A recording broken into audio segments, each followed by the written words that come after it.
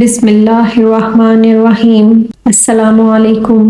حضرت موسیٰ علیہ السلام سے اللہ تعالیٰ کا وعدہ تھا کہ جب بنی اسرائیل مصری حکومت کی غلامی سے آزاد ہو جائیں گے تو تم کو شریعت دی جائے گی۔ اب وہ وقت آ گیا تھا کہ اللہ کا وعدہ پورا ہو، اس لیے حضرت موسیٰ علیہ السلام وحی الہی کے اشارے سے طور پر پہنچے اور وہاں عبادت الہی کے لیے اعتکاف کیا۔ اس اعتکاف کی مدت 1 مہینہ تھی، مگر بعد میں 10 دن بڑھا کر چلہ پورا کر دیا گیا۔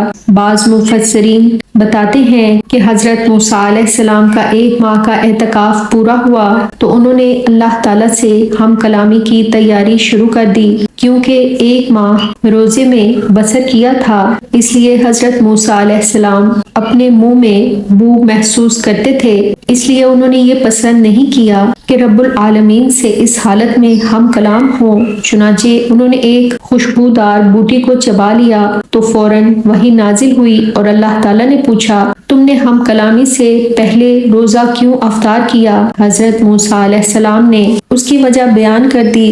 تب حکم ہوا، موسیٰ علیہ السلام اس مدت کو 10 دن بڑھا کر 40 دن کر دو، کہ تمہیں معلوم نہیں کہ ہمارے ہاں ایک روزہ دار کے منہ کی بو بھی مشک کی خوشبو سے زیادہ محبوب ہے، اور اس طرح 30 کے بجائے 40 دن کا چلہ پورا ہو گیا۔ حضرت موسیٰ علیہ السلام جب کوہ طور پر چلہ کشی کے لیے تشریف لے گئے تو اپنے بعد اپنے بھائی حضرت ہارون علیہ السلام کو اپنا جانشین بنا گئے تھے کہ وہ بنی اسرائیل کو راہ حق پر قائم رکھیں اور ہر معاملے میں ان کی نگرانی کریں۔ اس سلسلے میں اللہ تعالیٰ نے فرمایا، اور موسیٰ نے اپنے بھائی ہارون علیہ السلام سے کہا، تو میرے پیچھے میری قوم میں میرا نائب رہنا اور ان کی اصلاح کا خیال رکھنا اور مفسدوں کی راہ پر نہ چلنے دینا۔ جب حضرت موسیٰ علیہ السلام کا چلہ پورا ہو گیا اور اللہ تعالیٰ نے ان کو ہم کلامی کا شرف بخشا تو حضرت موسیٰ علیہ السلام نے اللہ تعالیٰ کے حضور عرض کیا، اے اللہ، جب تو نے مجھ کو لذت سماعت سے نوازا ہے تو پھر مشاہدہ اور دیدار سے کیوں محروم رہوں؟ اس سے بھی میرے مالک مجھے سرفراز فرما دے۔